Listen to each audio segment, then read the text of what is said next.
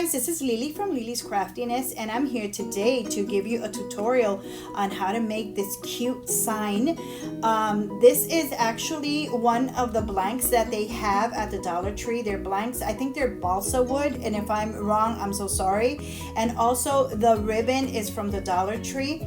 And the only thing that is not from the Dollar Tree here, even the paint, the black paint that I use is from the Dollar Tree, and the foam brush is from the Dollar Tree.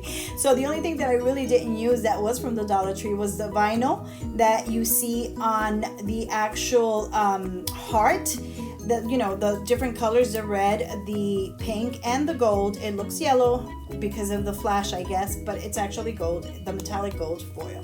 So what I did is I used an SVG that I created. I ungrouped it and used the parts that I needed to complete this pretty sign. And hey, I'm going to show you how to do it and how you can, without spending a lot of money, using probably things you have from Valentine's past, because I know I have stuff. You can make these cute signs to gift, to hang on your door, to just have fun making them, okay? But without further ado, let's go ahead and get started. And these are the items you're gonna need for this project. And you're gonna go to Cricut, you're gonna upload your design. This is the design that I made, and of course it comes in really big, so you could modify it, make it, as small as you need to make it. And here I'm having a hard time trying to figure out what to do. So I made it 6 because I'm not using the whole thing.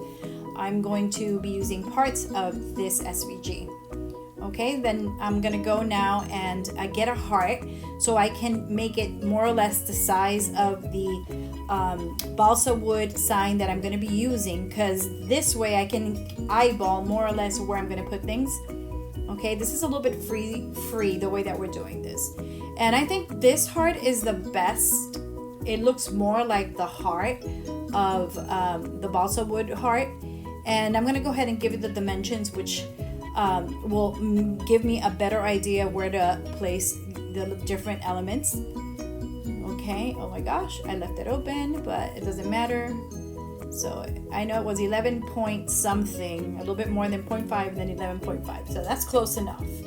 Okay, so I'm gonna go ahead and color it black because I'm painting the background or the heart in black, and I'm gonna more or less change the size on this as well. And let me put it in front because right now it's in back and I can't really do anything with it. So I'm gonna go ahead and resize it so it can give me more or less the right proportions, although I'm taking this apart and I'm gonna do it really freehand. So I'm gonna go ahead and ungroup it. I'm not using this part, so I'm removing it. Okay, so now what I'm gonna do is I'm gonna modify the this part of the SVG and make it fit where I think it should, keeping in mind that I'm going to be adding things to it. So let me just color the love in red because I know that's the color. And here I'm gonna add a bow, so I don't want to really put any elements there. They're gonna be covered with the ribbon. I'm gonna change this around. I think it would look better since I'm putting the bow on that corner. I'm going to turn this around, the word love, and making sure that it fits well, that I have equal space left, not too much to the edge on both sides of the heart. And then all the other elements I'm going to go ahead and place randomly, however it fits. You don't see it here, but I changed one of the, I think it was the bigger balls that are now in pink. I changed them to the gold and I add all the elements. It got cut off and I don't know why. So yeah, but you catch my drift.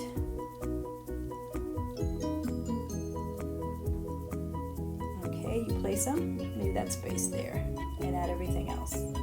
Okay, so now we're gonna get started on the board or the heart, and we go to town and paint it till our heart's content. Messy. And of course I had to clean it. Then I go ahead and grab my vinyl. See, I use some gold vinyl. I like using my remnants when I can. especially when they're little pieces, because you know vinyl is not cheap. So I'm gonna go ahead and cut the gold foil.